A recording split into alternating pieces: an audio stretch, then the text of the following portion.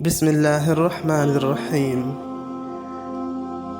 یہود و نصارہ میں دو گھٹیا ترین خصلتیں بہت پرانی پائی جاتی ہیں، ایک ایمان پر ڈاکہ ڈالنے کی اور دوسری مال پر ڈاکہ ڈالنے کی، اور یہ دونوں موقع یا کبھی ہاتھ سے جانے نہیں دیتے۔ مورخین نے یہودی اور عیسائی راہبوں اور پادریوں کے دوسروں کے مال پر ڈاکہ ڈالنے کے بہت سے واقعات لکھے ہیں، جن میں سے ہم ایک واقعہ آج آپ کے ساتھ شیئر کر رہے ہیں۔ ایک دفعہ ایک فوجی شام کے علاقے میں ایک بستی کی طرف جا رہا تھا۔ جب اس نے چند فرسخ کا راستہ طے کیا تو وہ تھک گیا۔ اس کے پاس ایک خچریہ بھی تھی جس پر اس کے سفر کا ضروری سامان لدا ہوا تھا۔ شام کا وقت بھی قریب آ رہا تھا۔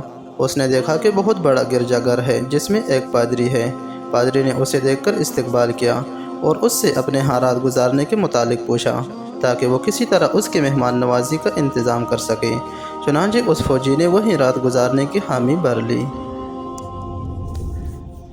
وہ فوجی کہتا ہے کہ جس وقت میں گرجا گھر میں داخل ہوا تو مجھے پادری کے سوا کوئی دوسرا نظر نہ آیا۔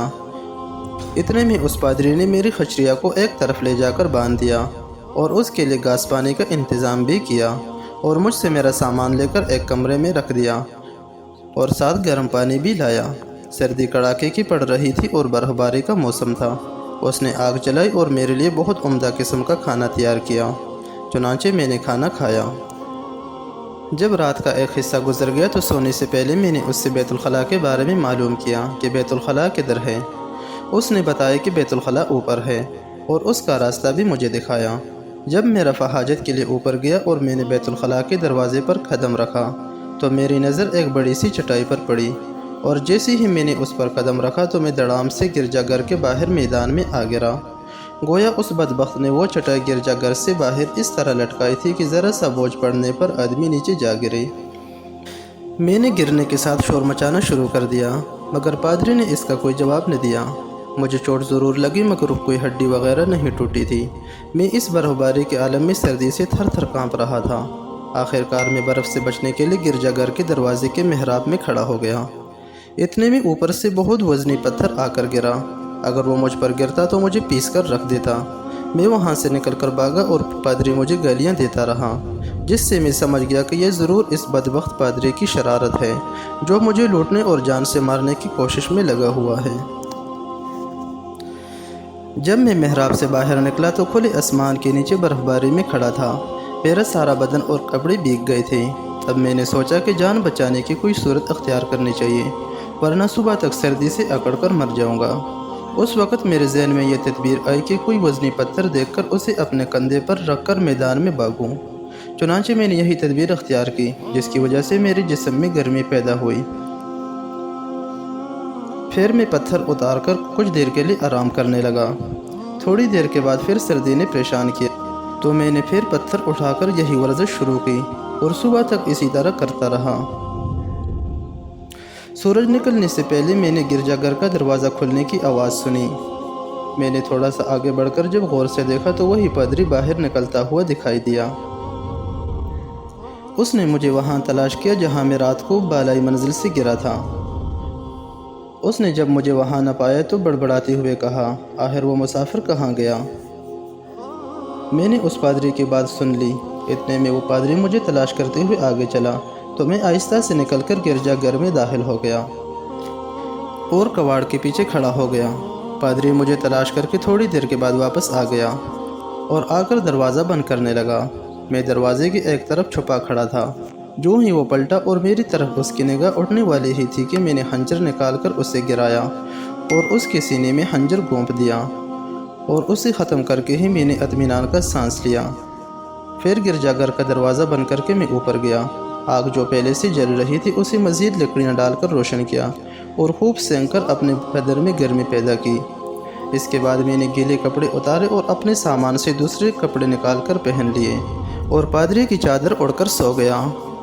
چونکہ رات کا جاگا تھا اس لیے مجھے خوب نیند آئی اور عصر تک سوتا رہا۔ آنکھ کھلی تو بھوک ستا رہی تھی۔ اٹھ کر گرجا گھر میں گھومنے لگا۔ باورچی خانے میں گیا تو کھانے پینے کا اچھا خاصا ذخیرہ ملا۔ خوب سیر ہو کر کھانا کھایا تو جان میں جان آئی اور طبیعت میں تازگی پیدا ہوئی۔ وہیں سے مجھے گرجا گھر کی دوسری کمروں کی چابیاں بھی مل گئیں۔ اب میں نے سکون کے ساتھ ایک کمرہ کھول کر دیکھا تو وہاں ہر طرح کے سامان کے انبار لگے ہوئے تھے۔ कीमती चीज़ें, सोना, चांदी, सवारियों के खिजावे, किस्म किस्म के आलात और तरह तरह का कीमती सामान मौजूद था, जिससे मैंने खूब अंदाज़ा लगाया कि पादरी एक किस्म का राहज़न था। जो किसी मुसाफिर को तन्हा उधर से गुजरते हुए देखता तो उनके साथ भी ऐसा ही मामला करता जो उसने मेरे साथ किया, और उसी धोखे से कत्ल करके उसके सामान पर कब्ज़ा करता होगा। अब मैंने सोचा कि इतने बड़े ज़ख़ीरे को यहाँ से किस तरह मुंतकिल करूँ और अपने बारे में वहाँ से गुज़रने वालों को शुबा भी न पैदा होने दूँ। तो अचानक एक तदबीर मेरे जहन में आई और मैंने उसी पर अमल करना शुरू कर दिया। सुबह मैं उस पादरी का लिबास पहन लेता और उसे पहनकर गिरजाघर के ऊपर जाता और छत पर टहलने लगता। नीचे से गुज़रने वाले यही समझते कि वही पादरी है, और जब गुज़रने वाले करीब आते तो मैं पुश्त करके दूसरी तरफ चला जाता। इसी तरह चंद रोज़ गुजारे, किसी को मेरी हालत का पता न चल सका। इसके बाद मैंने तलाश करके 2 बोरियां निकाली और इनमें बहुत सारा कीमती और अच्छा सामान भर लिया।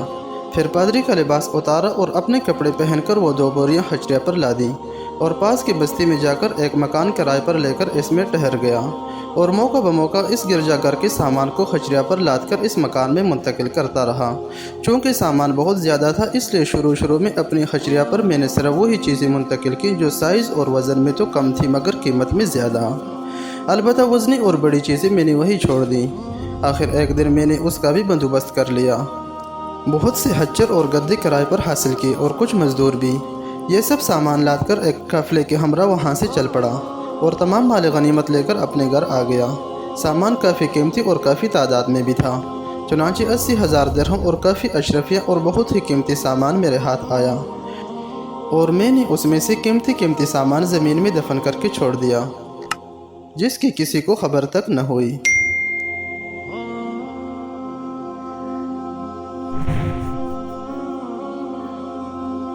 वीडियो पसंद आए तो लाइक करें और सदका जारिया की नीयत से आगे शेयर करें, और मज़ीद इस तरह के इस्लामी मालूमाती वीडियोज़ देखने के लिए हमारे चैनल को सब्सक्राइब करें।